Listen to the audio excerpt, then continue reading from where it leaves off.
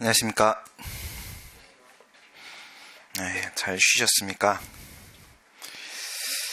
몸이 많이 아파가지고 뼈마디가 다 쑤시고 막 해갖고 오늘 휴가 내야지 생각을 했는데 역시 씻고 나니까 씻고 나니까 다 낫네요.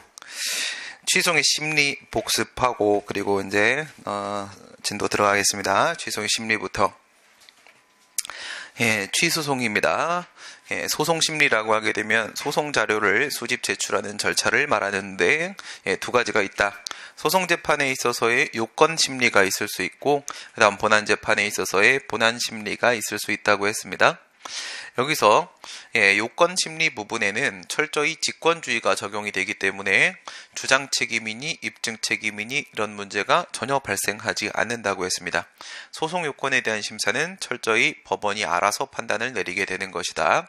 그리고 이와 같은 심리 원칙에는 당사자주의라는 것이 있고 직권주의라는 게 있는데 당사자주의는 그 소송에 대한 주도권을 당사자에게 맡기는 것을 말하고 직권주의라는 것은 법원에게 맡기는 것을 말하는 것이다. 그리고 당사자주의에는 다시 절차적 측면에 있어서의 처분권주의라는 것이 있고 실체적 측면에 있어서의 변론주의라는 것이 있다. 처분권주의라는 것은 심판 절차의 개시와 심판 대상의 결정, 심판 절차의 종료, 즉 소개시 소송물 소종료는 그건 당사자의 처분의 결정에 맡긴다라는 것이 바로 처분권주의다라고 말씀을 드렸습니다. 처분권주의에는 별도의 예외라는 것이 존재할 수가 없는 것이고요. 변론주의라는 것은 주장 책임과 입증 책임을 그 내용으로 하게 되는 것인데 주장 책임은 주장하지 않은 사실에 대하여서는 심리하지 않는다. 그에 따른 패소 위험, 이것을 객관적 주장 책임이라고 합니다. 그 다음 입증되지 않은 것은 없는 것으로 취급한다. 그에 따른 패소 위험, 이것을 우리가 객관적 입증 책임이라고 하게 됩니다.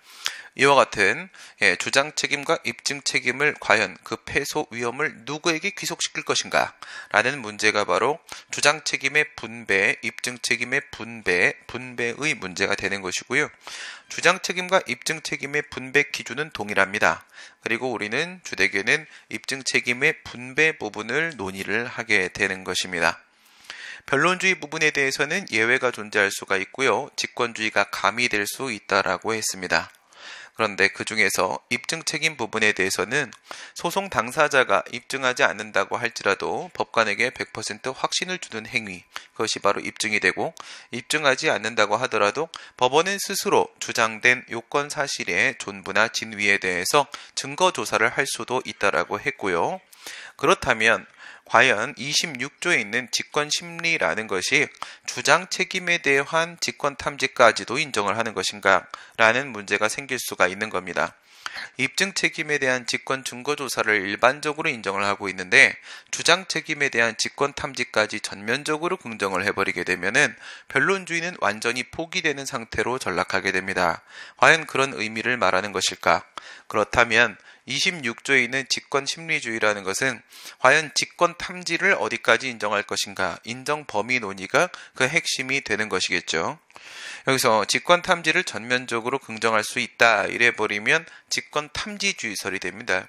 학설 명에도 대는 소를 포함하고 소는 대를 배제한다라는 논법이 적용이 되고 있는 겁니다. 이름이 직권 탐지주의설이면 직권 증거 조사는 물론이거니와 직권 탐지까지도 인정된다라고 보기 때문에 이름이 직권 탐지주의설인 것이고 직권 증거 조사주의설은요 역시 소는 대를 배제한다 이렇게 해가지고 직권 증거 조사만 인정이 되는 것이고 직권 탐지는 전혀 인정되지 않는다라는 게 직권 증거 조사주의설이 되는 겁니다. 그런데 통설과 판례 입장은 변론주의 보충설의 입장으로 직권 탐지가 전면적으로 긍정되거나 부정되는 것이 아니라 일정한 범위 내에서만 인정될 수 있다라고 하는데 일건 기록에 현출되어 있는 범위 안에서는 명시적인 주장이 없다고 하더라도 법원의 심리가 가능할 수 있다라고 보고 있습니다. 일건 기록 현출이 되었다라는 것은 명시적 주장이 된 사실과 요건 사실과 비교했을 때 기본적 사실관계의 동일성이 인정되는 것은 합리적 의심을 품을 수 있는 주장 내용이라고 볼 수 있기 때문에 그에 대한 심리까지도 가능하다라고 보게 되는데, 이게 바로 변론주의 보충설이고 동설 판례 입장이 된다. 그리고 입증 책임의 분배에 대한 문제에서는 공정력을 과연 무엇으로 볼 것인가?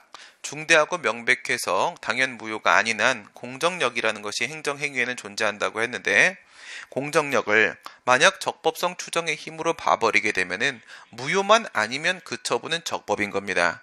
적법인 걸로 인정을 받은 것이기 때문에 위법이라는 사실을 원고가 입증을 해야 되는 상황이 될 것이고, 법치행정의 원리에 따르게 되면은 법에 따라 행동을 해야 될 의무는 피고 국가에게 부과되는 것이기 때문에 본인이 법에 따라서 제대로 행동했다라는 것을 피고 쪽에서 입증을 해야 된다라는 주장을 하고 있습니다. 그러나 민사소송에 있어서의 입증 책임 분배 기준과 행정소송에 있어서의 입증 책임의 분배 기준이 서로 달라버리게 되면 재판 간에 모순 저촉되는 결과가 발생할 수가 있기 때문에 민사소송과 달리 보지 않는다고 했습니다. 그게 우리 판례 입장입니다.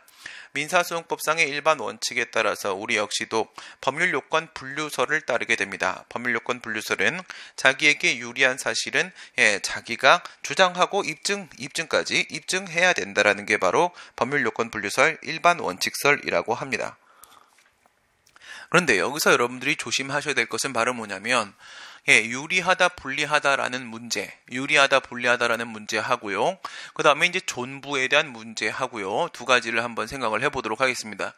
먼저 간단히 볼 수 있는 존부에 대한 문제를 생각해 보시게 되면, A라는 사실이 존재했다라는 것을 원고나 피고가 주장을 했단 말입니다. 그러면 그런 A라는 사실이 존재했는지 존재하지 않았는지 누가 입증해야 될 것인가에 대한 문제가 아니라고 했습니다. 존부에 대한 입증의 문제가 아니라 존재에 대한 입증의 문제라는 점을 먼저 조심을 하셔야 됩니다. 존부하게 되면 플러스 마이너스 방향을 양쪽 다 입증을 해야 된다는 결과가 되는 것이기 때문에 어떤 요건 사실이든지 간에 원고 피고 둘 다 입증해야 되는 상황이 올 겁니다. 존부에 대한 입증이 아니라 존재에 대한 입증을 해야 된다는 점을 하나 조심을 하시고, 그리고 왜 이 학설명이 법률요건 분류설인지를 생각을 해보셔야 되는 겁니다. 자기에게 유리한 것은 자기가 입증을 해야 된다라고 했는데, 그런 내용이 지금 이 학설명에 반영되어 있는 게 아니지 않습니까? 이 법률 요건에 따라서 분류를 하자라고 얘기를 하고 있어요. 그럼 법률 요건을 먼저 보셔야 됩니다. 법률 요건을 먼저 보셔야 돼요. 문제가 조금 어렵게 나오면 이 부분까지 치고 들어오는 경우들이 있습니다. 예를 들어가지고 이런 경우를 한번 보겠습니다. 만약에 근로자한테 해고 처분을 했습니다. 그런데 그 해고 처분이 말이야, 부당 해고에 해당한다, 그리고 부당 노동행위에 해당한다라고 주장을 하게 되면 말이죠. 부당 해고에 해당한다, 부당 노동행위에 해당한다. 부당 해고에 해당한다라는 것은 근로기준법 제23조에 나와 있는 내용이고, 부당 노동행위라는 것은 그것은 노동조합 및 노동관계조정법 제82조에 나와 있는 내용입니다. 그런데 근기법 23조에 보면 이렇게 돼 있어요.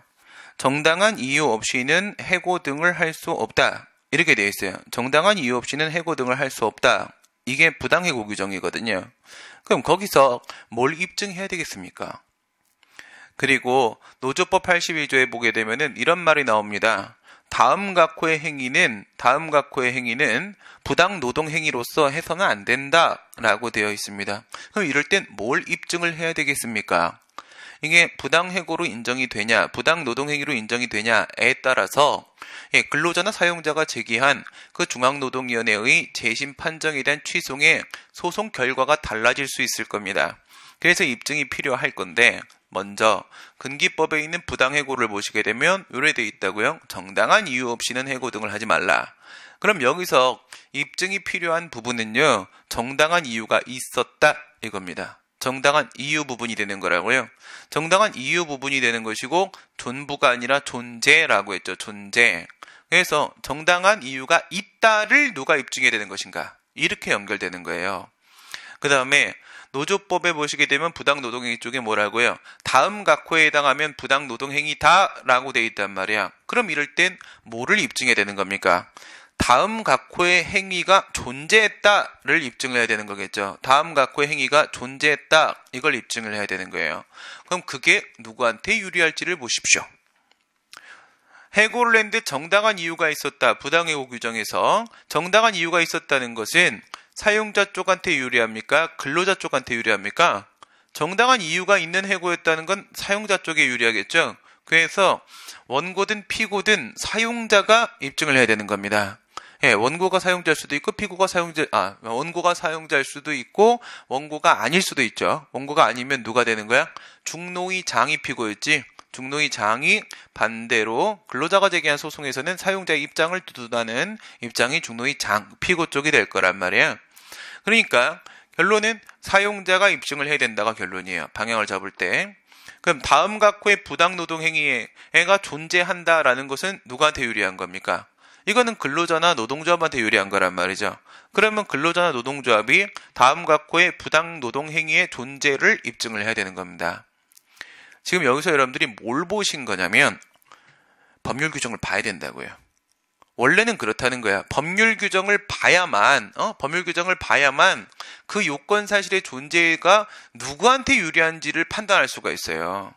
예, 이게 무슨 사건인지 어떤 사안인지를 가지고 바로 파악할 수 있는 게 아니라 이름이 뭐야? 법률 요건 분류설입니다.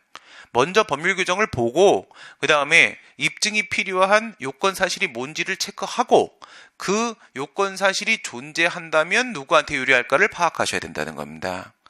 그렇게 해서 파악한 것을 가지고 우리가 경우의 수를 나누게 되면 구체적인 유형이 5개로 나왔던 거지.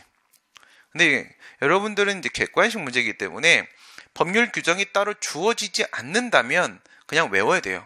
이런 상황에서는 원고다, 이런 상황에서는 피고다, 이런 상황에서는 근로자다, 이런 상황에서는 사용자다 라는 거를 외울 수밖에 없는 입장이 있는데 거기까지 오게 된 이유가 바로 어디서부터 온 거다?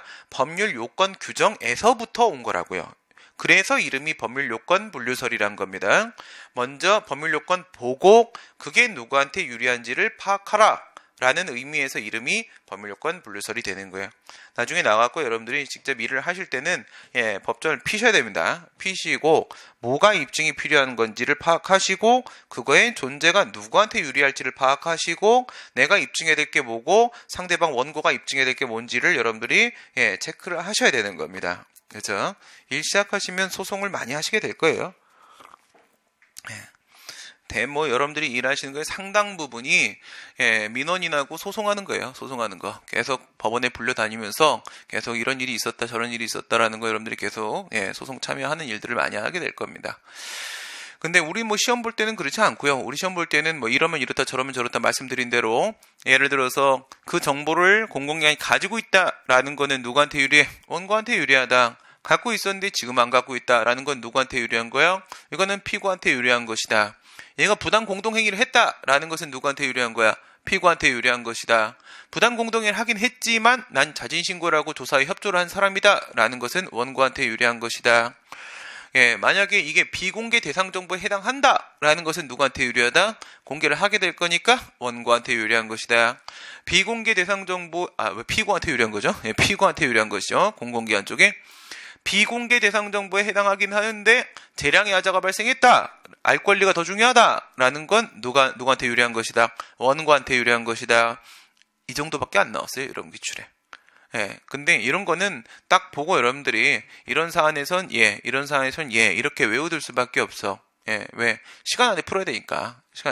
안 그럼 여러분들한테 법전을 주고 직접 찾고 누구한테 유리한지 파악하고 이렇게 해야 되는데 그렇게 하면은 시간이 너무 오래 걸려서 시간에 못 풉니다. 그 주관식 같은 경우에는 학생들한테 제가 이거는 이거고 얘는 얘고 이렇게 안 가르쳐 줘요. 요건 보고 직접 파악해. 그냥 이렇게만 알려줘요. 그걸 본인이 직접 연습을 안 하면 문제 바꿔버리면 문제를 풀 수가 없거든요. 걔네들은 직접 법전을 주니까 법률 요건 보고 그리고 판단해라.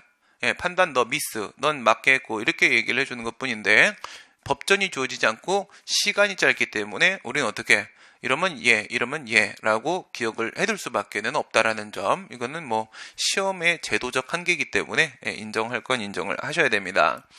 침익적 처분, 적극적 처분에 있어서의 적극적 요건은 침익적 처분이 나오는 거니까 피고가 입증을 한다. 적극적 처분에 있어서의 소극적 요건은 침익적 처분이 안 나오는 거니까 원고가 입증을 한다. 수익적 처분, 소극적 처분에 있어서의 적극적 요건은 수익적 처분이 나오는 쪽 방향이니까 원고가 입증한다. 수익적 처분에서 소극적 요건 같은 경우에는 수익적 처분이 안 나오는 쪽 방향으로 가게 되는 거니까 결과가 이건 피고가 입증한다. 재량의 하자, 신뢰보호원칙의 적용요건, 자기구속원칙의 적용요건, 비례원칙의 적용요건이 존재했다라는 것은 재량의 하자는 원고가 입증한다. 이거면 남음이 있습니다. 됐습니다. 넘어가시고 소송 참가와 재심 청구입니다. 행정소송에 있어서의 소송 참가는 16조, 17조가 있고요. 그 다음에 재심 청구는 31조에 있습니다. 16조는 제3자의 소송 참가고 17조는 행정청의 소송 참가입니다. 그리고 31조는 제3자의 재심 청구입니다. 여기엔 뭐가 존재하지 않아요? 피고 행정청의 재심 청구라는 것은 존재하지 않습니다. 다시 한번 비교를 하시고요. 제3자의 소송 참가와 행정청의 소송 참가가 있다. 그렇지만 제3자의 재심 청구는 있지만 행정청의 재심 청구라는 것은 없다. 피고가 이미 발생한 기판력 깨겠다고 달려드는 건 인정할 수 없습니다. 법의 근거가 있을 때만 인정되는 거니까. 그러니까 행정청은 소송 참가만 할 수 있고 재심 청구는 할 수가 없는 겁니다. 그러면 이제 두 개가 겹치고 있는 제3자 부분을 가지고 비교하시면 되죠. 제3자의 소송 참가와 제3자의 재심 청구를 비교를 하시게 되면은 둘 다 대립된 이해관계에 있는 소송상 제3자의 소송 참가 및 재심 청구는 존재할 수 있다. 그러나 원고하고 비교했을 때 동일한 이해관계에 있는 소송상 제3자의 경우에는 소송 참가만 허용되고 재심 청구는 허용되지 않는다. 즉 인용 판결이 나오는 상황 플러스 방향을 막거나 깨기 위한 것은 소송 참가 재심 청구 모두 다 가능합니다. 그런데 마이너스 방향 그것이 그대로 유지되는 상황이라고 하게 되면 소송 참가만 가능하다. 대립된 이해관계 쪽은 공통, 그 다음에 동일한 이해관계 쪽은 소송 참가만 인정된다. 지금 두 가지 단계 들어갔죠? 행정청이 인정되는 쪽 파악하고 제3자로 몰아주고 제3자에서 인용되는 쪽으로 몰아주고 기각되는 쪽은 하나만 해당 사항시간 버려버리고 구조화시킬 수 있죠. 머릿속으로 구조화시키는 게 중요한 겁니다. 이게 공부예요. 그러니까 이 공부 내용을 여러분들이 하나하나 파악하는 게 중요한 게 아니고 여러분들이 물론 공부는 시험을 보기 위한 준비 과정이죠. 지금 우린 수험이니까. 하지만 공부 자체에 대한 스킬을 갖추는 것도 되게 중요한 부분이에요. 왜냐하면 그걸 알게 되면 여러분들이 다른 과목 공부하는데도 이후에 책 읽는데도 많은 도움을 받습니다. 그 연습을 하셔야 된다고. 무슨 말이냐면 모든 책을 어떤 그냥 소설책을 읽는다고 하더라도 책을 많이 읽은 사람은 내용이 계속 들어오잖아. 정보가 계속 들어오면서 머릿속으로 계속 뭘 만들어내는지 아세요? 그림 그리고 있어요. 그림을 그린다는 건 지금까지 5페이지 읽었다. 여기까지 내용을 봤을 때 이 책의 내용은 뭐라고? 눈사람이다. 근데 100페이지까지 읽으니까 자동차네. 그 다음에 200페이지까지 읽으니까 비행기다. 그 다음에 끝까지 읽으니까 호랑이네. 그럼 호랑이였던 겁니다. 머릿속으로 계속 그림을 그리면서 여러분들이 가져가시는 과정들, 그게 중요한 거라는 거예요. 계속 공통된 부분과 차이점이 발생하는 부분을 비교를 하면서 머릿속으로 계속 평면을 나누시라고요. 평면을 계속 나누시는 연습을 하셔야 돼요. 그래야지 텍스트를 읽을 때 체계적으로 읽을 수 있습니다. 그러면 수업 같은 거 안 들어도 돼요. 혼자 읽으시면 돼요. 뭐 어떤 책이든 어떤 과목이든 어떤 시험을 보시든 상관없습니다. 혼자 읽으면 돼요. 혼자. 그걸 성공시킨 친구들은 이후에 따로 수업 같은 거 안 들어요. 그러니까 한 시험에 합격을 했는데 정석 돌파로 합격을 한 친구들 같은 경우에는 그 다음에는 그 다음 수업 같은 거 잘 안 듣습니다. 또 시험 또 보거든. 그러니까 지금 이 패턴대로 가면 이 페이스로 가면은 다른 시험 뭘 봐도 합격할 거거든. 근데 그게 되면은 그 다음에 책 보면은 같은 법 과목은 다 똑같아요. 그냥 읽는 방법이 똑같거든. 내가 뭐 모른다. 그냥 나는 헌법만 했다. 나 뭐 행정법만 했다. 뭐 난 민법만 했다. 근데 다른 법이 다른 시험에 필요해졌다. 혼자 이렇게 읽으면 돼요. 읽으면서 책에 오류만 없으면, 책에 오류가 없으면 강사책을 안 보지. 그쵸? 그러니까 이렇게 된 친구들은 강사책을 믿질 않죠. 믿지 않고 교수님 책을 그냥 읽어버리죠. 교수님 책을 읽으면서 머릿속으로 책에 쭉 잡아갖고 이런 내용이군 하고 또 똑같아. 그냥 바로 문제 들어가세요. 문제 풀어보면서 책에 없는 내용 중에 체크해야 될 것들 이런 거 있군. 그러면 그냥 시험 보러 가자. 그냥 가면 되는 거예요. 그 연습을 하시라고. 왜? 여러분들은 이게 마지막 시험이 아니라고 했어요. 이 다음에 시험이 또 하나가 있죠. 무슨 시험이 있어? 자격증 시험 하나 보셔야 된다고 했죠. 60 넘은 다음에 나와서 박스 죽기 싫으면 그때 되면 허리 아파요. 네. 지금 여러분들이 젊으셔서 그래. 젊으셔서. 지금 내가 눈물 흘리잖아, 지금. 예. 조금만 건조해도 눈물 나고, 나이 들면 죽어야 돼. 이렇게 되게 되면은, 앉아서 책 보는 것도 힘들어. 근데 지금처럼 열정으로 공부하는 건 안 됩니다. 그때 되면. 뼈마디가 다 찢어져요. 그래서 나이 60 넘어서 합격하는 형님들은요, 정말 대단한 형님들이에요. 몸이 아픈데 견디는 거거든. 예. 재작년에 최고령을 내가 합격을 한번 시킨 분이 계세요. 60 딱 될 때 합격을 했거든. 그때까지는 내가 뭐 걔는 뭐라고 했지, 공부 똑바로 안 하냐고, 뭐냐고 막 뭐라고 했어요. 예.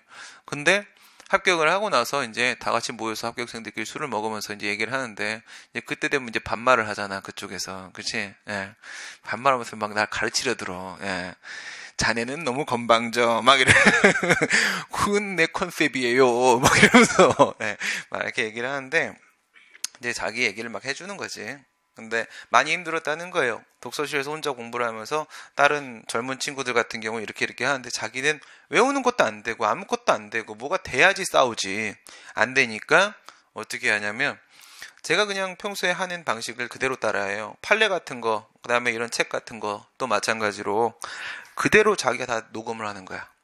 특히 판례 같은 거는 외우려고 자기가 판례 좀 정리해서 자료 좀 주세요 이렇게 얘기를 해. 뭐 그런 거야 뭐. 예, 하룻밤만 세면 쭉 만들어줄 수 있으니까 만들어주잖아. 그러면 그거를 본인이 직접 자기 목소리로 녹음을 해요. 예, 녹음을 하고 나서 그거를 이제 들으면서 딕테이션을 하는 거예요. 마치 초등학교 때 받아쓰기 하듯이. 이게 최고의 방법이거든요. 기억에 확실히 남기기 게임. 예, 이게 약간 더딘데 확실해요. 아주 단순한 방법이죠. 예, 그래서 그 형님이 영어 이런 거를 너무 잘해요. 예, 그래서 영어를 이제 일반 다 프리토킹도 되고, 시험 점수도 되게 높아요. 이거저거 다. 자기가 영어 공부할 때도 그 딕테이션 방식을 항상 사용을 한다는 거야. 예, 이거를 법 과목에다가도 한번 해볼까 했는데 자기는 그것밖에 안 된다는 거지. 이미 나이가 너무 들어서 머리가 안 굴러가고 있는 거야. 굳을 대로 굳은 거죠. 이럴 때 어떻게, 정말 힘든 과정. 남들이 1시간이면 될 걸 본인은 4시간, 5시간 걸리는 거야. 힘든 과정을, 근데 몸도 더 안 좋지, 견뎌내서 합격을 한 거거든. 그건 정말 이제 인생 승리죠. 그죠? 그걸 그때가 할 거냐고, 여러분들. 약 먹으면서. 하지 말라고요. 그죠? 공무원 시험에 합격을 하면 바로 들어가서 어떻게 하면 좋은 공무원이 될까를 고민하지 마시고, 어떻게 하면 그냥 안 잘리고 뻐길까만 생각을 하시면서 먼저 자격증을 하나 따놓으시라고. 지금 있을 때, 머리 살아있을 때. 알겠어요? 이거 갖고 과목 좀 겹치는 걸로 하나 고르면 돼요. 예. 아니, 못해도 중개사라도 하나 따놓으시라고. 알겠어요? 중개사라도. 그런 게 필요해요. 그래서 지금 여러분들이 이 공무원 시험 이거를 합격하는 건 어려운 문제가 아니에요. 특히 행정법과 딴 거는 모르겠고요. 예, 행정법 같은 경우에는 방금 전에 수업에서도 그런 얘기를 해주고 왔는데, 뭐 국회직이라거나 서울시라거나 아니면 뭐 변시라거나 뭐 이렇게 조금 특이한 쪽이 아닌 이상, 국가직, 그 다음에 지방직, 예, 그리고 뭐 사복직, 그 다음에 교행직, 뭐 이런 것들 같은 경우에는 여러분들이 한 달이면 100점 맞을 수 있어요. 이게 100점이 안 나오면 본인이 이상한 사람이에요. 100점 안 나오면 그냥 공부를 때려치는 게 맞아요. 행정법에 100점 안 나오면 본인 머리가 안 되는 겁니다. 아니면 노력이 안 붙어주거나 뭔가 문제가 있는 거야. 예. 그러니까 이거는 뭐 큰 문제가 아닌데, 근데 여러분들이 이 시험에서 너무 힘들어하지 말고, 이거는 너끈히 넘어갈 수 있는 거니까 그 다음 단계도 계속 같이 준비를 해주시라고. 알겠어요? 예, 그렇게 준비를 하셔야지 발전이라는 게 있는 겁니다. 안 그러면 어떻게 되냐면 그냥 슬럼프에 빠져요. 매너리즘에 빠질 수밖에 없어요. 이거 뭐 한 번만 기본 강의 이렇게 듣고 나면 문제 푸는데 아무 문제가 없거든. 재미가 없어. 예, 다 아는 거니까. 예, 그러면 시험 볼 때까지 기다리는 시간이 너무 멀어. 4달이나 기다려야 되잖아. 지금 봐도 합격하는데 4달 기다리는 게 너무 힘들지 않습니까? 또 발표하는데 또 너무 오래 걸리잖아. 그렇죠? 합격한 건 알고 있는데, 근데 내가 또 왜 기다려야 돼 또? 그치? 그 시간 버리지 말라고요. 그 시간에 다른 시험 준비하시라고. 예, 그게 본인 인생에 있어 도움이 되는 겁니다. 그렇게 해서 장기적으로 보고 가세요. 이거 뭐 시험 하나 가지고 뭐 평생 먹고 살 수 있는 그건 확실히 아닙니다. 이제는. 그래요. 다시 들어갑니다. 그러면 다시 정리합니다. 제3자와 행정청이 있는데 행정청은 소송 참가 쪽에만 있는 거라고 했어요. 그리고 행정청의 소송 참가는 적정한 재판을 위한 것으로서 크게 중요한 부분도 아니라고 했죠. 네, 그래서 각하 결정이 나왔을 때 즉시 항고도 안 되는 거예요. 그래, 행정청 크게 의미 부여하지 말고 제3자로 몰아주기 들어갑시다. 제3자로 몰아주기 들어가니까 소송 참가와 재심 청구 둘 다 되더라 이거지. 둘 다 되더라. 근데 인정되는 양적 범위에 좀 차이가 있어요. 예, 원고하고 비교합니다. 그래서 인용 판결 맞고 깨는 거라고 했을 때, 기각 판결 맞고 깨는 거라고 했을 때 어느 쪽? 대립된 이해관계는 제3자 쪽이죠. 예, 인용 판결 맞고 깨는 거, 막는 건 소송 참가, 깨는 건 재심 청구죠. 그래서 인용 판결 맞고 깨는 건 또 공통 부분이고, 그 다음에 기각 판결 맞고 깨는 건 또 소송 참가 쪽에만 있는 거야. 그러니까 또 별로 안 중요해. 그래서 결국 어디로 들어왔어요? 제3자인데 인용 판결인 거. 알겠지? 제3자인데 인용 판결인 거. 다시 말해 제3자의 행정위가 결부되어 있는 상황이죠. 원고하고 대립된 이해관계인 제3자가 들어가고 이미 끝난 게임을 다시 봉인 풀어서 들어가는 거.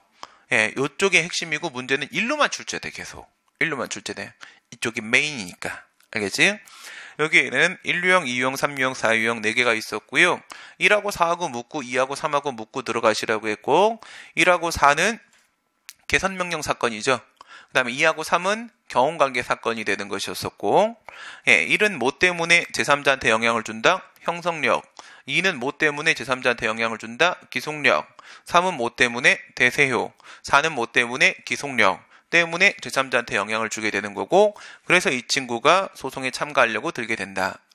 이렇게 하면 우선 큰 틀에서 정리를 했죠.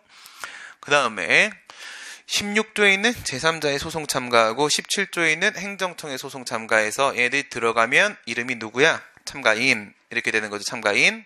참가인의 지위를 비교하면 16조의 소송 참가는 공동소송적 보조참가인 이렇게 불렀고 17조의 참가인은 단순한 보조참가인 이렇게 불렀어요. 둘 다 예, 자기가 도와주러 들어갔던 피참가인의 주장에 대해서 예, 동의하고 동의하지 않는 건 당연히 소송행위로서의 효력이 있고요. 반대로 완전히 분리되는 행위 있죠. 피고를 도와주러 들어가고 처분이 위법이라고 주장하는 간자행위, 간첩행위, 이건 아무런 소송행위 효력이 없고요. 그 중간에 껴있는 친구가 문제인데 그게 바로 어긋나는 행위. 그렇죠? 어긋나는 행위.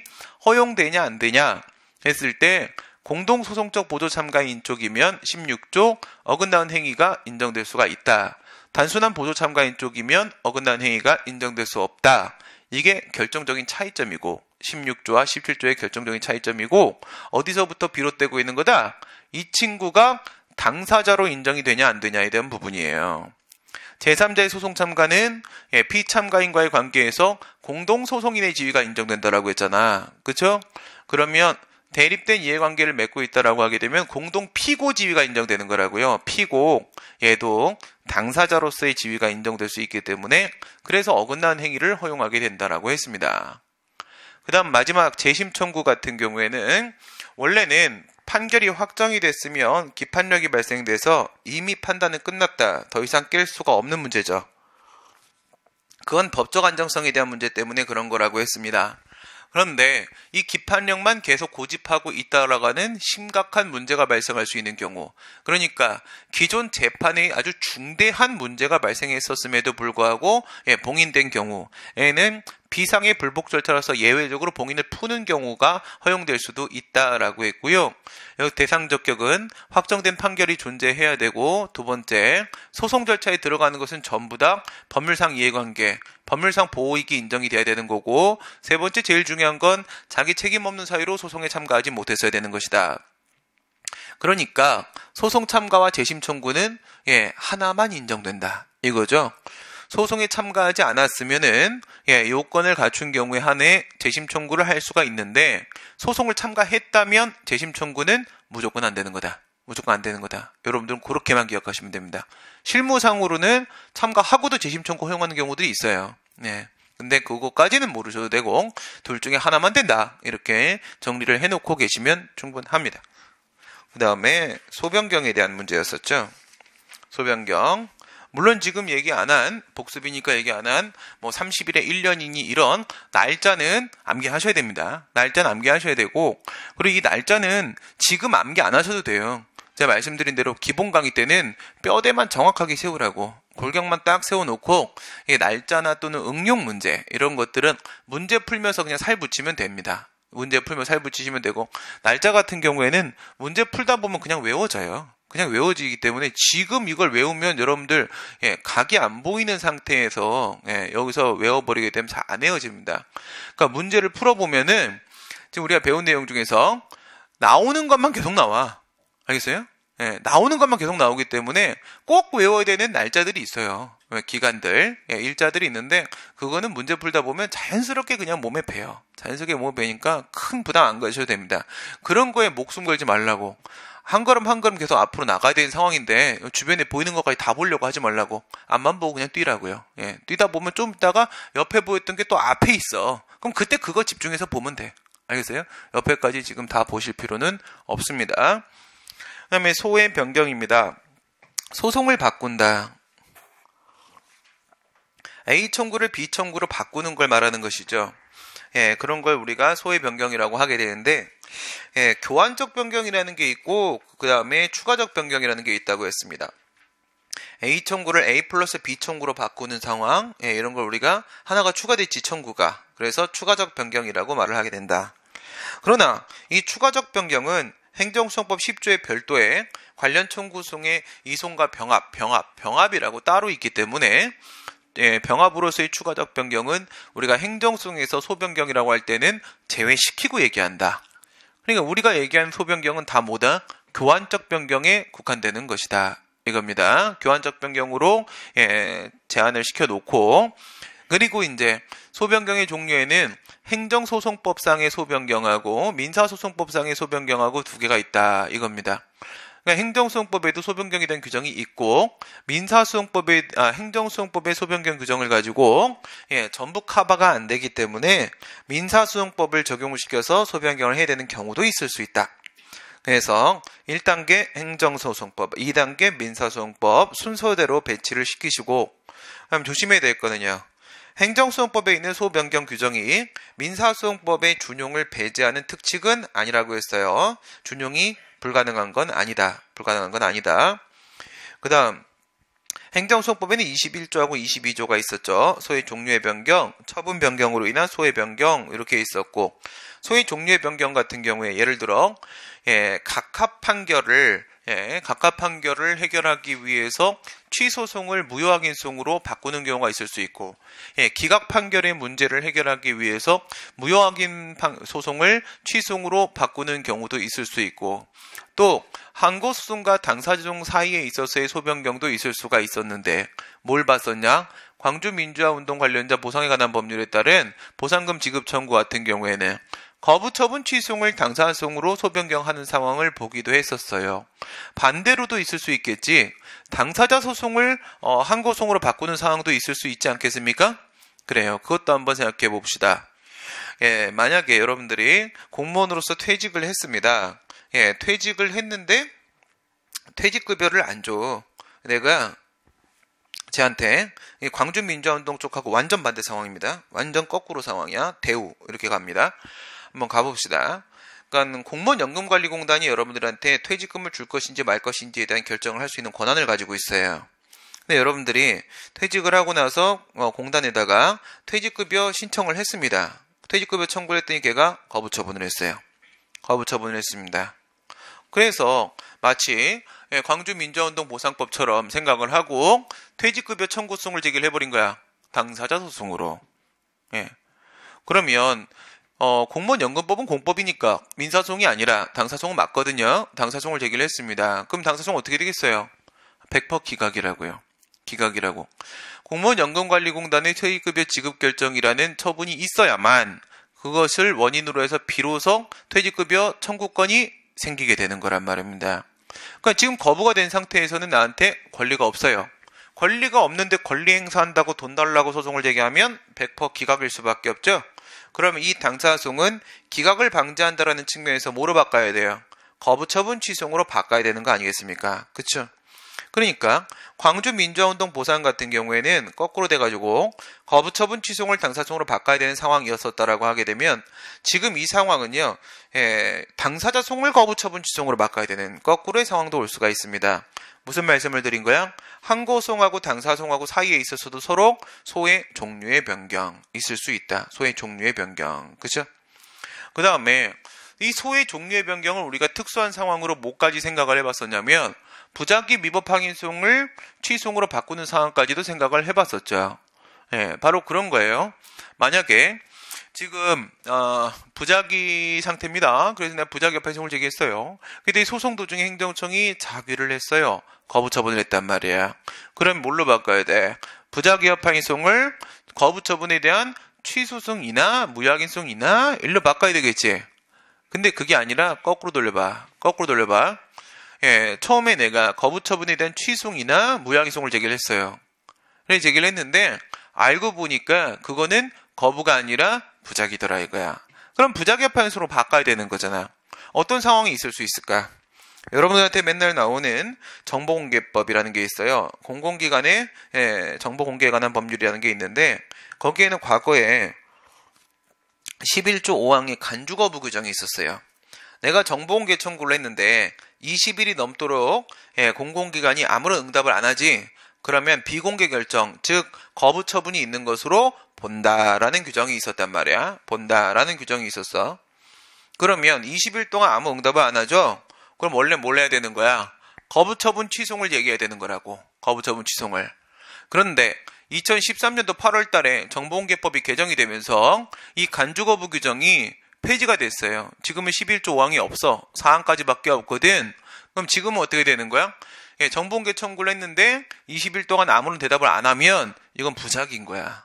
이제는 이게 거부가 아니라 부작인 거라고. 간주거부 규정이 없으니까. 그러면 옛날식으로 생각하고 지 공부할 때는 간주거부 규정이 있었다. 근데 제가 아무 대답 안 하네. 그래서 거부처분 취소를 넣어놨는데 근데 지금 보니까 이건 거부가 아닌 거야. 지금의 법에 따르면 이건 부작인 거야. 그럼 뭘로 바꿔야 돼? 거부처분 취소를 부작위 합의소로 바꿔야 되는 상황도 있을 수 있는 거지. 그럼 우리 다 본 거죠. 취소를 무효로, 무효를 취소로, 부작위를 취소로, 부작위를 무효로, 취소나 무효를 부작위로, 항고송을 당사자를 항고송으로 바꾸는 모든 상황을 다 본 거 아닙니까? 그래요. 소의 종류의 변경이 모두 필요합니다. 그게 21조, 37조, 42조에 있었죠. 구소가 뭐냐에 따라서 구소가 취소이면 21, 취소 외의 항고송이면 37, 그 다음 당사송이면 42에 이렇게 있었어요. 그 다음 22조에 처분 변경으로 인한 소변경에 대한 규정이 있었고요. 그런데 그거는 22조에 있고 그 22조가 38조, 44조에 따라서 다른 소송에 준용이 된다. 근데 여기서 문제가 된 상황은 뭐가 있었다? 38조 2항이 22조를 준용을 안 하고 있더라 이거죠. 방금 봤던 것 중에 하나, 부작위 합의소송을 제기했는데 소송 도중에 거부 처분이 나와버렸다. 그럼 각하잖아, 그치? 왜? 부작위 합의소송은 오직 절차적 심리만 하기 때문에 응답이라는 절차가 필요한가 안 한가에 대한 심리만 하게 되기 때문에 이미 거부라는 응답을 해버렸다라고 하게 되면은 이미 목적 달성, 협의 수익, 금결로 각하 대상이 돼버리잖아. 그렇다고 하더라도 거부를 한 거기 때문에 내가 원하는 목적이 달성된 건 아닙니다. 실제로는. 그쵸? 그럼 또 불복을 해야 된다 이거야? 거부 처분 취소로 바꿔야 되겠죠. 바꿔야 되는데 부작위 처분이 거부 처분으로 바뀐 것이 맞음에도 불구하고 38조 2항에서 이를 준용하고 있지 않더라 이거야. 준용하고 있지 않으니 이제는 어떻게 해야 될 것인가? 이런 문제가 생기겠지요? 보니까 부작위 합의소송을 취소로 바꾸는 거야. 이거 소위 종료 바꾸는 상황이네. 21조를 가지고 될까? 이런 문제가 생깁니다. 될까? 그리고 고민을 해보니까 38조 2항에서 22조를 준용을 안 하는 이유는 뭐냐? 야, 그거 임마, 부작위 합의소 거부 처분 취소로 바꾸는 자체를 아예 허용 안 하겠다는 게 입법자의 의도 아니야? 이렇게 보는 게 부정설이 되겠죠. 그죠? 38조 2항이 22조를 준용 안 했다는 것은 부자기업 파인송을 거부처분으로 바꾸는 것 자체를 아예 허용하지 않겠다는 의미로 해석하고자 하는 자들이 있겠지. 그런 자들이 부정설이라고 주장할 거 아니겠습니까? 그런데 그게 아니라 야, 그렇게 치게 되면 네 말대로 하면 임마. 그러면 원래부터 거부가 있는데 부작인 줄 알고 부자기업 파인송을 제기한 사람들만 그럴 때만 21조를 근거로 이런 식의 소변경이 허용된다는 건데 그렇게 거부인데도 불구하고 부작위로 오인했을 때 소송 제기한 오지정에 한한다라는 규정이 어딨냐? 그런 제한 요건 규정이 어딨냐? 없지 않느냐? 그러면 긍정설의 입장이 되겠죠. 판례는요, 인정을 한 것으로 보인다 이겁니다. 그러면 이제 여기까지가 행정소송법상 소변경의 문제가 되고, 그 다음에 민사소송법으로 넘어가게 되면, 민사소송과의 관계에서의 소변경 문제가 하나 생기고, 청구 내용의 변경 문제가 있었죠. 청구 내용의 변경 문제는 청구를 확대하고 축소하고에 대한 문제였잖아. 이건 뭐 어려운 문제가 아니었었어요. 특징은 뭐야? 소급표가 없다. 이게 특징인 거밖에 없죠. 그쵸? 재소기관에서 배웠던 내용. 그렇죠? 그래서 뭐 부담인데 실수로 전체 취소를 제기했다. 그러면 일부 취소로 바꿔주세요. 청구 축소. 기타 부관인데 실수로 일부 취소를 제기했다. 전체 취소로 바꿔주세요. 청구 확대. 뭐 이런 거는 소위 종류 변경도 아니고 처분 변경으로서 변경도 분명 아니기 때문에 이거는 민사소송법상 소변경 문제로 처리를 하게 된다. 이거였었고, 민사소송 생각을 해보세요. 구소가 행정소송이고 신소가 민사소송입니다. 거꾸로 1유형, 2유형은 구소가 민사소송이고 신소가 행정소송입니다. 거꾸로 돌리는 상황. 여기서 문제가 되는 건 두 개야. 하나는 피고가 바뀐다, 관할이 바뀐다. 이 두 가지 문제가 있는 거예요. 피고가 바뀐다, 관할이 바뀐다. 이런 얘기를 왜 하는 걸까? 이런 얘기를. 피고가 바뀌든 뭐가 바뀌든 뭔 상관이요. 우리가 사실 행정소송법에 소변경을 허용하는 규정이 있으면 말이에요. 아니 우리 항고소송을 당사소송으로도 바꾸잖아. 피고 본명 바뀌지 않습니까? 그건 우리 그냥 일반적으로 인정해버렸잖아. 왜 그래? 행정소송법에서 그래도 된다라고 했으니까. 특례 규정을 두고 있으니까 그랬던 거야. 근데 민사소송법으로 넘어가면 민사소송법 262조에서는 동일한 소송 절차, 동종의 소송 절차 사이에 있어서만 와리가리가 허용이 된단 말이에요. 근데 상대방 피고가 바뀌면 이게 같은 싸움이냐고. 아니잖아요. 그쵸? 그 다음 관할이 바뀌어버리면 이게 동종의 소송 절차냐고. 아니잖아요. 그러니까 동종의 소송 절차에 한해서만 소변경을 허용하는 민사소송법을 적용시켜버리게 되면은 이 피고와 관할의 문제가 갑자기 수면 위로 드러나기 시작을 한다고요. 행정소송법이 카바 쳐주는데 한계를 벗어나 버렸잖아. 그래서 얘들이 수면 위로 드러나는데 첫 번째 피고부터 생각을 해봅시다. 피고부터. 1유형 행정을 민사로 바꾸고 2유형 민사를 행정으로 바꾸는데 양쪽 다 똑같이 피고 문제 생겼지.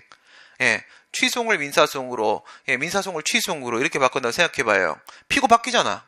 피고 바뀌지? 뭐를 생각해라. 13조 2항하고 33조를 생각해라. 두 개만 떠올리면 게임 끝 이거예요. 13조 2항 우리가 피고에서 배웠을 때 뭐라고 배웠냐? 행정청이 사망해버리게 되면은 국가나 공공단체, 즉 행정주체가 전면에 등장을 해버린다라고 했어요.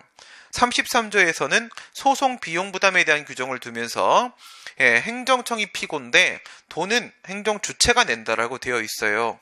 여기서 뭘 주목한다? 계좌를 같이 쓴다는 얘기 아니겠습니까, 지금. 그쵸? 계좌를 같이 쓴다는 것은 이거는, 한 몸이란 뜻입니다. 누구랑 계좌 같이 썼잖아. 그치? 죽여달라잖아요. 그쵸? 대통령님과 계좌를 함부로 제가 같이 썼습니다. 라고 하면서 죽여달라고 하지 않습니까? 이럴 때 죽여주는 것도, 이것도 이제 괜찮지 않으면 존엄사. 인정하는 걸로 치는 것처럼 여기도 이렇게 인정하는 거에서 그냥 죽여주는 게 어떨까라는 생각이 드는데, 전 정말 그러면 전 최순실 씨를 정말 측은지심으로 바라보는 거예요. 정말 그 사람의 고통을 원하는 사람은 죽는 것조차 막아야 된다고 얘기할 거 아니겠습니까? 그렇죠? 혀도 못 깨물게 입에다가 재갈 물리고 죽을 때까지 영양분은 주사로 넣고 죽을 때까지 그렇게 살아봐라. 근데 그 정도 잘못은 했어요. 그 정도 잘못 분명히 했습니다. 그렇죠? 죽을 때까지 사지 찢을 만큼의 잘못은 했습니다. 근데 저는 뭐예요? 지금 그냥 죽여주자. 간단하게. 정말 측은지심에서 우러나오는 얘기고 정말 저는 인간에 대한 존중을 가지고 하는 얘기인 거예요. 그렇죠? 안 그러면 사지 찢어야 되는 거 맞아요. 그 정도면. 그죠? 예, 이런 겁니다. 계좌를 같이 쓰면 한 몸이야, 둘이야? 한 몸이야. 그치? 그게 바로 행정청과 행정주체입니다. 13조 2항에서 내가 죽으면 얘가 등장한다. 뭐예요? 이건 그림자란 얘기잖아. 그치? 한 몸이란 뜻이야. 33조에서 계좌 같이 쓰자라고 했잖아요. 그쵸? 내가 지면 돈은 네가 내라. 이거야. 그러면 뭐야? 결국 한 몸이란 뜻 아니겠습니까? 그럼 피고의 동일성이 인정될 수 있어요. 그러니까 피고 부분은 간단히 해결되지. 문제는 관할입니다. 문제는 관할인데 먼저 본질적인 문제를 생각을 해보세요. 프랑스의 행정재판소라는 게 있었어요. 프랑스에. 그 문제부터 사실은 출발인데 무슨 말인 거냐면 프랑스의 행정재판소는 행정권 발동에 대한 통제를 어디서 하냐? 행정부 내부에 있는 법원에서 재판소에서 했었습니다. 그런데 우리나라 행정법원이 행정부 내부에 있는 그런 특별재판소냐 이겁니다. 아니잖아요. 우린 사법부 안에 있는 사법법원이라고요. 그쵸? 민사법원이든 행정법원이든 결국 사법법원이고 서로 다르지 않다라는 본질에서 출발을 시키겠습니다.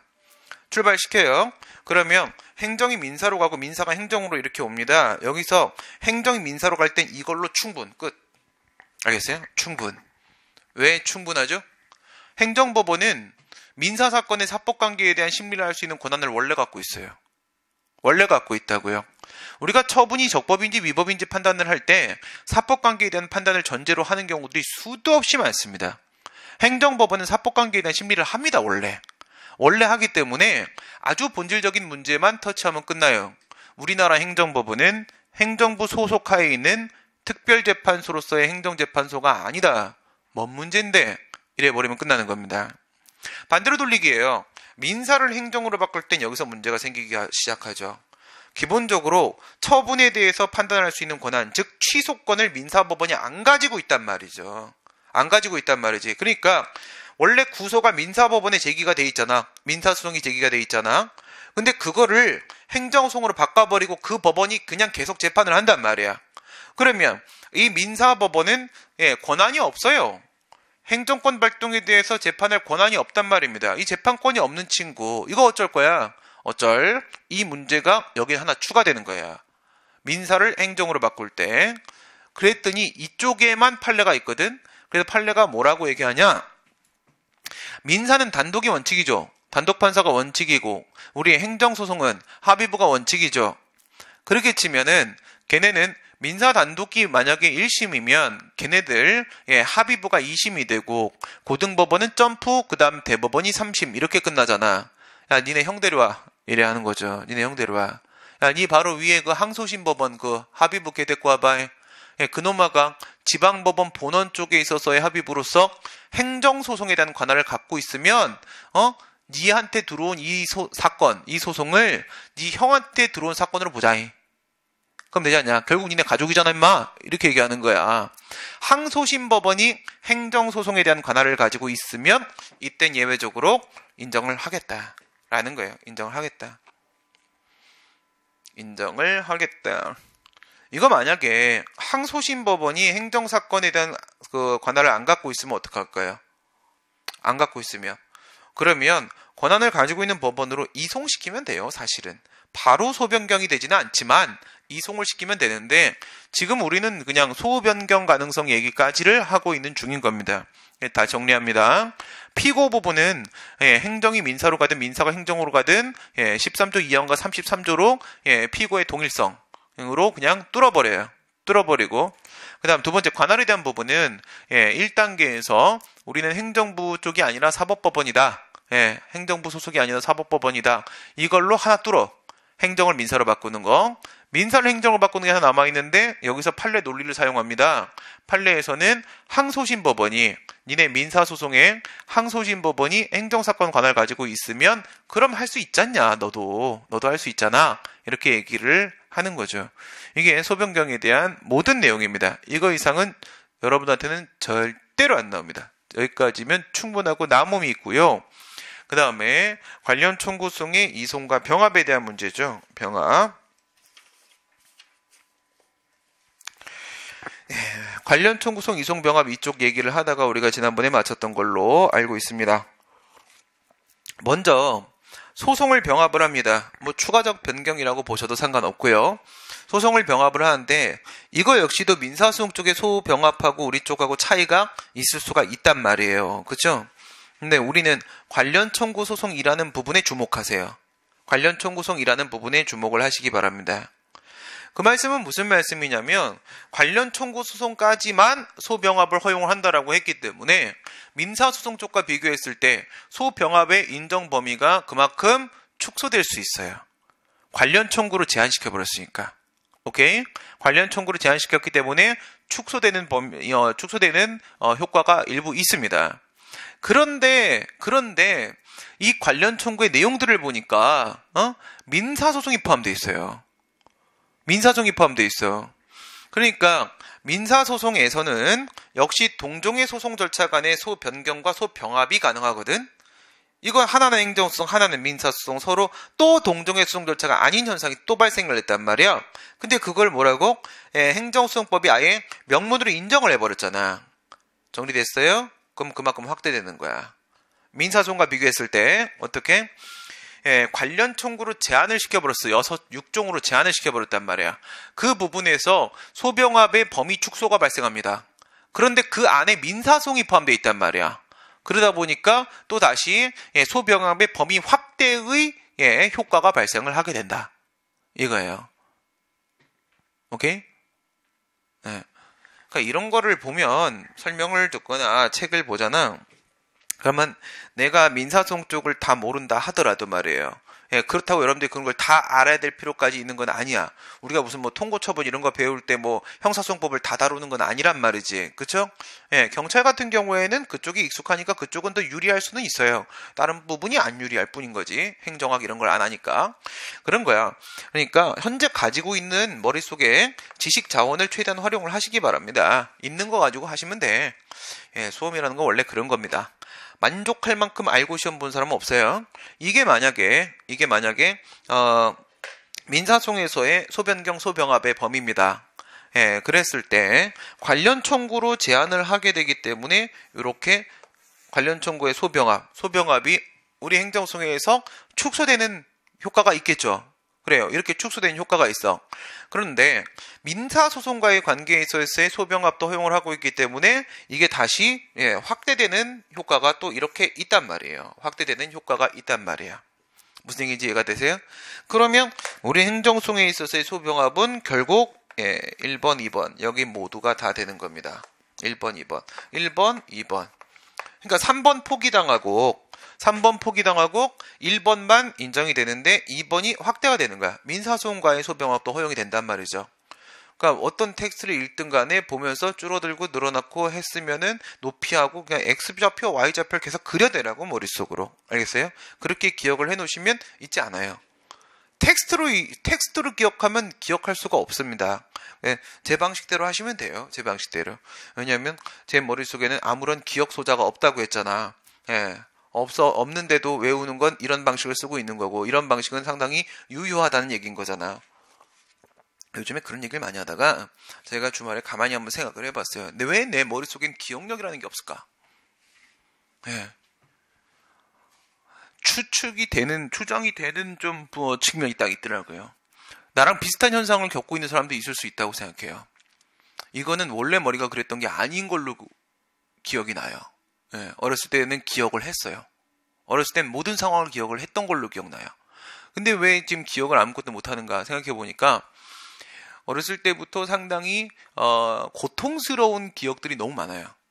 그걸 극복해야 되는 일들이 너무 많았고 30대부터 해가지고 제가 지난번 기본 강의 때는 이런 거 안 찍어서 별별 얘기를 막 다 하고 막 그랬었는데 아까도 밑에서 저 한국사 선생님하고 그런 이제 재밌는 얘기도 하다가 뭐 그런 얘기를 했는데 저는 나이 30대부터 해서 31살 때부터 해서 45살 때까지 사람이 겪을 수 있는 모든 고통을 다 겪게 된대요. 그거를 여러 사람이 그랬어요. 사주를 볼 때마다 여러 사람이 그랬어요. 항상. 나는 모든 사주가 흙으로만 점철되어 있고 그래서 여기서부터 시작해서 31부터 시작해서 45까지 사람이 견뎌낼 수 없는 고통을 한 번에 다 받는데요. 정말 그런 고통 너무 많은 일들이 있었거든요. 그리고 45가 되면, 이제 저는 43입니다. 45가 되면 그 모든 일이 다 종료가 된대요. 이제 보통 이렇게 딱 끝나면 이제 저승사자가 와서 나랑 인사를 해야 되는 거잖아. 그렇지 않대. 사자도 나한테 접근을 못 한대. 왜? 그걸 다 이겨냈기 때문에. 난 도깨비거든. 그쵸? 도깨비가 됐기 때문에 저승사자가 감히 나와 대화를 걸지를 못한대요. 그래서 45 후반 정도부터 시작을 해서 죽을 때까지, 그렇게 담배를 많이 폈는데도 되게 안 죽는데요, 오랫동안. 죽을 때까지는 모든 걸 다 가질 수 있대요. 명예와 돈과 모든 걸, 그동안 사람이 겪을 수 있는 건 다 겪었기 때문에 그것으로 끝났다는 거예요.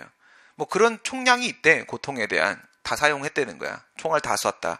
그러니까 세상이 나에게 줄 수 있는 총알은 이미 다 소진돼 가고 있는, 그때까지만 내가 죽지 않으면 돼요. 죽지 않고 그대로 내가 생존만 하고 있으면 끝나는 거야. 2년 남았거든. 그때 되면은 이런 건물이 막 다 내 걸 거야. 막 이렇게 알겠지? 지금은 공인중개사 시험을 봐도 떨어진대요. 어떤 시험을 봐도 떨어지고 뭐를 해도 안 된대. 돈 못 번대. 다 남 좋은 일만 시키다가 끝나는 시간이라고 하더라고요. 그래서 근데 그 얘기를 한 사람들의 얘기가 너무 족족 맞아. 너무 족족 다 맞아 떨어지고 있어서 무서워서 안 믿을 수가 없어요. 그래서 전 시간에도 그런 얘기 했지만 내가 결혼을 안 한 이유 중에 하나는 역시 어렸을 때부터 45살에 이혼한대요. 그래서 지금 이제 1, 2년 남았는데 결혼할 순 없잖아요. 이제 결혼을 하면 행복하게 살아야 될 거 아닙니까? 그래서 못 하는 거예요. 그렇게 하고 있는 건데, 그래서 그 기억들이, 너무 힘든 기억들이 계속 연결이 되니까 생각이 났어요. 그거를 빨리 다 잊고 싶어 했어. 잊어버리고 싶은 거야. 그걸 계속 가지고 있으면 내가 너무 고통스러운, 괴로운 거예요. 잊어버리고 싶고 잊어버리고 잊자 훈련을 하다 보니까 기억하는 머릿속의 소자가 사라진 거예요. 지금 난 그거로 인한 또 다른 고통을 받고 있죠. 반복학습을 해야 돼. 계속 봐야 돼요. 그러지 않으면 아무 기억을 못해. 여러분들도 이런 방법을 사용을 해보시란 말입니다. 이런 방법을 사용을 하시면 무슨 책을 읽든 간에 이렇게 한 다음에 여기다 다시 안으로 이렇게 집어넣으면은 그러면 입체가 나와요. 그렇죠? 4차원은 만들 줄 몰라요. 4차원이 아니어서. 그래서 이렇게 계속 만들어갖고 그 다음에 안 되면 다음 차원의 세계가 필요하면 다시 개체를 하나 늘리면 돼요. 머릿속에서. 이렇게 해서 판단을 내리시면 됩니다. 그러면 기억할 수 있어요. 봅시다. 관련 청구로 소병합을 제한을 시키다 보니까 병합의 범위가 축소되는 부분이 있을 수 있고, 그런데 그 관련 청구 안에 민사소송을 포함시키고 있기 때문에 소병합의 범위가 확대되는 부분이 측면이 있다라고 말씀을 드렸어요. 그렇다면 뭐가 중요하다는 거야? 관련 청구가 중요하다는 거야. 우리한테 있어서는. 그렇죠? 나머지 내용은 민사소송과 차이가 없어요. 이 관련 청구 이 부분이 중요해지는 거거든. 그럼 관련 청구에는 뭐가 있다고 했어요? 배, 당, 상, 표. 안 했어? 했을걸? 배당 상표 재개라고 했잖아. 배당 상표 재개. 그쵸? 그 상표권의 배당을 재개가 다 싹쓸이 해버렸다고요. 그쵸? 이러면 이건 안 돼요. 이거는 법으로 다 막아야 돼. 재벌들이 다 가져가는 거는 무조건 막아야 돼요. 그렇죠? 그래서 상표권에 대한 배당을 재개가 다 싹쓸이해 가버려갖고 어떻게 전 국민이 같이 관련 청구를 제기하는 거야. 우리는 우리끼리 관련 청구야. 그렇지? 전 국민과 재벌의 한판 싸움입니다. 한판 싸움이 다 이런 거 배우잖아. 대학교 1학년 때. 그렇지? 그게 뭡니까? 뭐 그런 노래 있잖아. 그렇지? 아니야? 있을걸? 아니야? 또 바뀌었어, 뭐가? 아무튼. 그런 노래 있잖아. 뭐 이렇게 춤추면서 하는 거. 그치? 그래요. 그래서, 배는 뭐예요? 손해배상. 당은 부당이득. 상은 원상회복. 여기까지가 10조 1항 1호. 그 다음에 10조 1항 2호. 2호에는 표리관계라고 했고, 처분하고 재결. 처분 취소송, 재결 취소송. 그 다음 단계적 처분이죠. 단계적 처분. 그래서 뭐 독촉에 대한 취소하고 압류에 대한 취소하고 이런 거는 서로 결국은 한 사건이기 때문에 병합을 허용할 수가 있다라고 얘기를 했습니다. 그래요. 관련 청구에 대한 이야기를 했고. 그 다음에 이송과 병합의 차이는 뭐라고 했어요? 이송을 통한 병합인가 아니면 순수한 병합인가에 대한 차이라고 했죠. 10조 1항에는 이송을 통한 병합에 대한 규정을 두고 있어요. 이거는 A 청구하고 B 청구가 각각의 법원에 제기되어 있는 상태죠. 각각의 법원에 제기되어 있는 상태. 다시 말해 법원이 2개 이상 등장합니다. 2개 이상 등장을 하는데 한쪽에서 한쪽으로 그 소송을 이송시켜주는 거예요. 이송시켜준다. 다만 어디서 어디로만 이송할 수 있고 어디서 어디로는 이송할 수가 없다. 관련 청구를 주된 청구 쪽으로 이송할 수는 있지만 주된 청구를 관련 청구 쪽으로 이송할 수는 없어요. 그렇겠죠? 왜? 방금 우리 소변경에서 배운 거대로 만약에 영업정지 취소하고 영업정지 국가배상하고 2개라고 쳐보세요. 이게 각각 A법원, B법원에 제기가 되어 있는 상태인 거야. 하나는 행정법원이고 하나는 민사법원이겠지? 그래요. 이랬을 때 그 국가배상을 취소 쪽으로 보내주면은 이 행정법원이 국가배상에 대한 재판을 할 수가 있는데 만약 이 영업정지 취소를 국가배상 쪽으로 보내버리게 되면 민사법원으로 보내버리게 되면 그 민사법원이 영업정지라는 처분을 취소할 수 있어요? 없어요? 취소할 수가 없죠. 취소권 가진 친구는 3명밖에 없다고 했잖아. 그치? 사법부의 취소 판결, 그 다음 행심위의 취소 재결, 처분청의 취소 처분 3개밖에 없다고 했죠. 그러니까 민사법원으로 보내봐야 걔네들은 취소를 할 수가 없단 말이에요. 어디서 어디로는 되고 어디서 어디로는 안 된다. 관련 청구를 주된 청구 쪽으로 이송시키는 건 되지만 주된 청구를 관련 청구 쪽으로 이송시키는 건 허용될 수가 없다. 그 다음에 이송 결정의 기속력은 민사소송과 똑같다. 뭐가 안 된다고? 전송반송 안 된다고. 전송반송. 우리 법원으로 왔는데 그걸 내가 또 다른 법원을 또 보내고 하면 재판 안 이루어집니다. 그쵸? 그 다음에 반송을 하면 어떻게 돼요? 이게 A법원이고 B법원이야. 근데 B법원이 A법원으로 국가배상을 보냈거든? 그랬더니 A법원이 갑자기 방어막을 딱 치고 반사! 이렇게 하는 거야. 그러면 이제 B법원이 보냈던 B법원도 내보내면서 이 국가배상을 보내면서 다시 걔네들도 방어막을 치겠죠? 방어막을 쳐놨어. 그럼 양쪽이 서로 반사 이렇게 하면 어떻게 돼? 그러면 재판이 중간에 붕 뜨지. 그럼 재판 아무도 안 해. 이거잖아. 그쵸? 전송반송 허용해버리면은 말장난 들어간다고. 그치? 아무도 재판을 못합니다. 그러면 신속한 재판을 받을 수 있는 국민의 권리가 침해될 수밖에 없기 때문에 뭐가 안 돼? 전송반송은 안 된다. 전송반송 안 된다. 한번 이송 결정 있으면 받은 쪽에서 무조건 재판한다. 그래서 이송을 통한 병합입니다. 이송을 통한 병합. 그러나 이항은 순수병합이죠. 순수병합. 그 종류가 당사자가 몇 명이요에 따라서 원래 2명이었을 거 아니야. 원고하고 피고하고. 그치?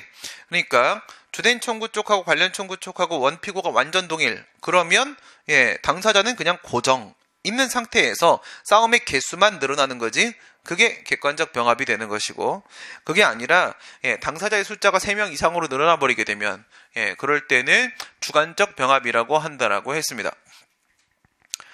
그런 거 말고 처음에 주된 청구를 제기할 때 관련 청구를 한꺼번에 동시에 제기를 해버리게 되면 2개 사건을 여기서 한 번에 좀 해주세요. 이렇게 들어가면 원시적 병합이 되는 거고, 처음부터 다시 같이 제기하면, 그 다음에 후발적 병합, 추가적 병합은 중간에 생각나갖고 딴 거 갖다 붙이는 방식이에요. 딴 거 갖다 붙이는 방식. 이런 게 있을 수 있고, 그 다음, 태양에 따라서 금성, 수성, 화성, 그리고 태양, 그쵸? 병합의 태양 보도록 하겠습니다. 태양에 따라서는 어떤 게 있다? 단순한 병합과 선택적 병합과 예비적 병합, 단순 병합, 선택 병합, 예비 병합, 이렇게 3가지 종류가 있었어요. 단순 병합이라는 것은요, 단순 병합은 A 청구, B 청구 둘 다 재판해 주세요. 이렇게 하는 거야. 방금 전 것처럼 영업정지에 대한 취소하고 영업정지에 대한 국가배상하고 둘 다 해주세요. 이렇게 하는 거란 말이죠. 그 다음 또 부가처분에 대한 취소하고 부당이득 반환 청구하고 같이 한 번에 해주세요. 이렇게 하는 거야. 둘 다 해주세요. 이게 단순한 병합. 선택적 병합은 둘 중에 아무거나 하나 해주세요. 이렇게 하면 선택적 병합이 되는 거예요.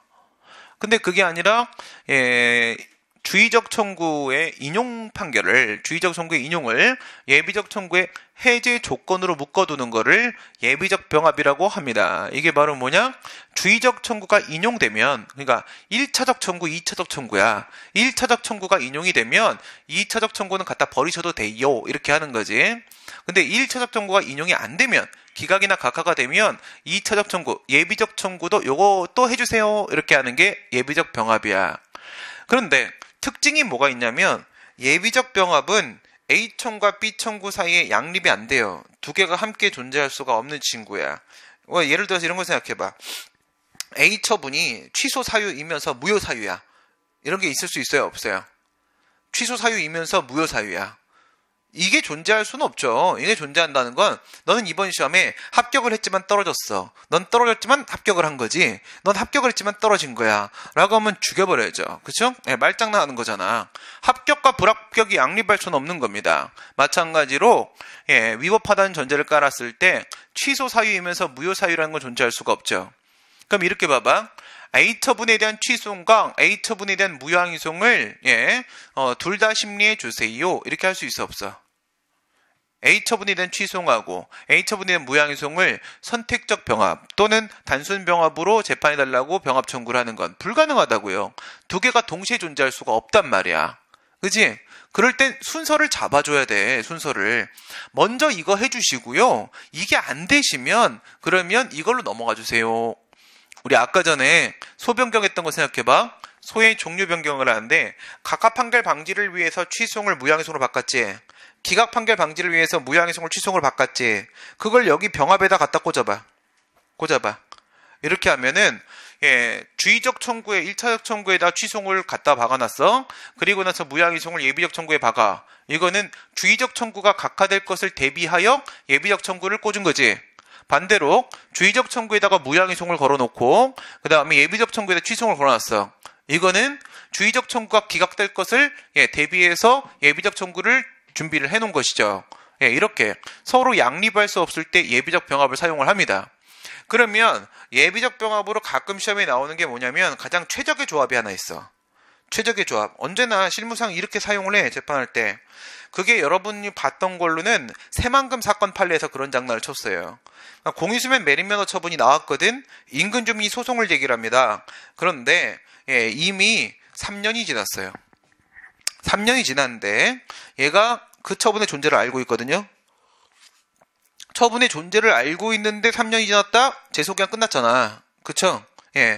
이럴 때는 뭐로 보면 되는 거야? 이튿날로부터 1년 잡으면 되는 거잖아. 그쵸?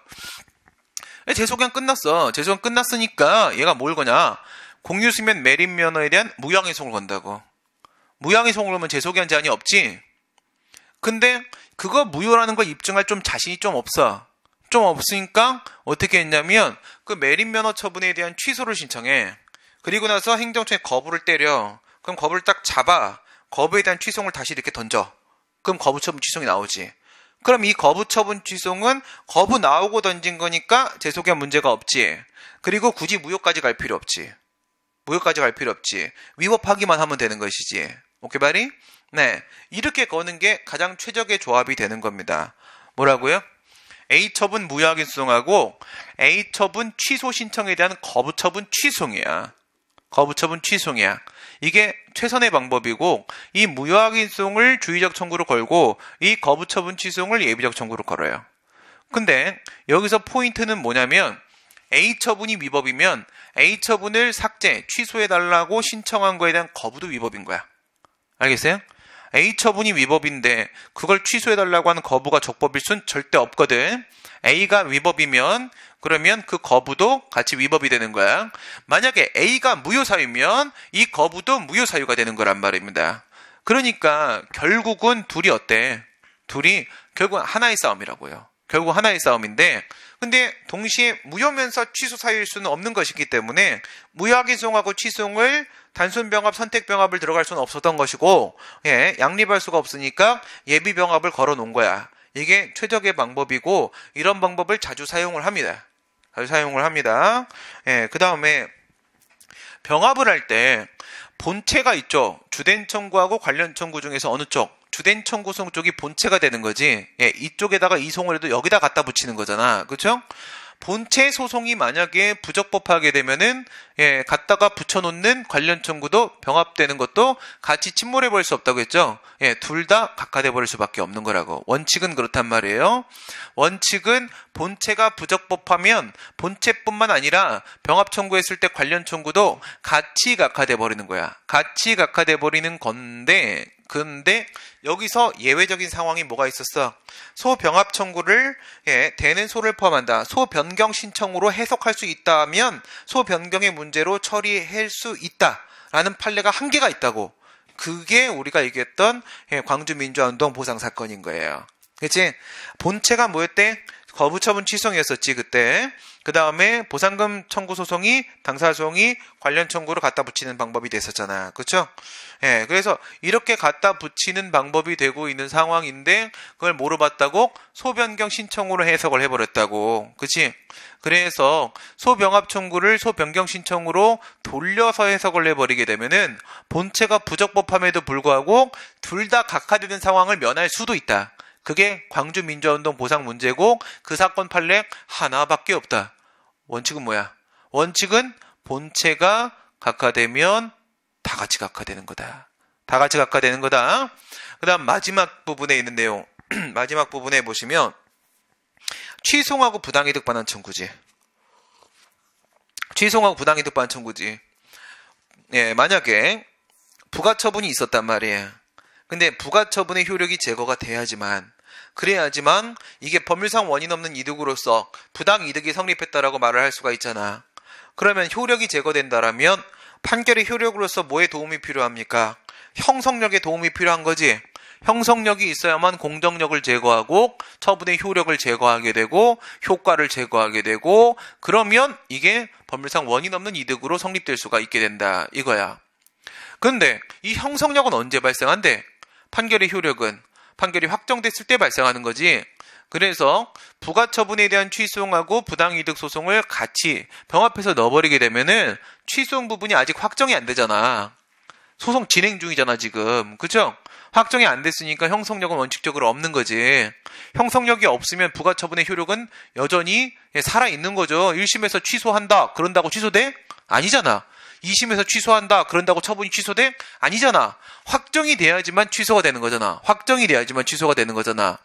아직 부당이득이랑 같이 움직이고 병합돼서 같이 움직이고 있는 중이니까 확정이 안 된 상태인 것이고 형성력이 아직 발생 안 했고 처분의 효력이 제거된 게 아니란 말이지. 그러면 병합되어 있는 관련 청구로서의 부당이득은 100% 기각될 수밖에 없다고. 그지? 100% 기각될 수밖에 없지. 그렇게 치면 지금 관련 청구 안에 부당이득 반환 청구송을 포함시켜 놓은 것 자체가 전혀 쓸데없는 짓이라고요. 무용지물이란 말이지. 부당이득 반환 청구를 관련 청구를 병합하게 되는 일은 절대로 없을 거라고요. 100% 기각 상황이니까. 그치? 그러면 입법과오라는 거지. 이걸 입법과오라고 볼 문제가 아니라 법에서 인정을 했으면 그에 따라 해석을 하는 게 맞다는 게 우리 대법원 입장인 거예요. 부당이득에 대한 문제가 관련 청구에 포함이 되어 있는 이상 취소과 부당이득이 병합되어 있는 경우에는 법원이 두 개의 청구잖아. A 청구, B 청구, 취소, 부당이득 두 개를 한 번에 전부 판결을 내릴 거 아닙니까? 판결 두 개를 동시에 선고를 내릴 때 이 A 처분을 취소한다. 그리고 부당이득을 반환을 명한다. 라고 하는 걸 허용하겠다는 의미로 해석해야 된다라는 거지. 뭐라고요? 이때는 확정되지 않았어도 효력의 소멸을 그 범위 안에서 인정을 할 수 있다. 이게 우리 행정소법 10조의 입법 취지다라고 보는 게 우리 판례 입장이라는 거. 아주 특수한 상황을 인정해 주는 거예요. 특수한 상황을. 부당이득이 들어가 앉아있기 때문에. 오케이? 이런 문제들이 출제가 되는 겁니다. 이런 문제들이. 병합과 관련해서는 이 정도면 여러 문제 다 풀 수 있습니다. 됐고. 그 다음 잠깐 우리 쉬었다가 처분사유 추가 변경으로 들어가도록 하겠습니다.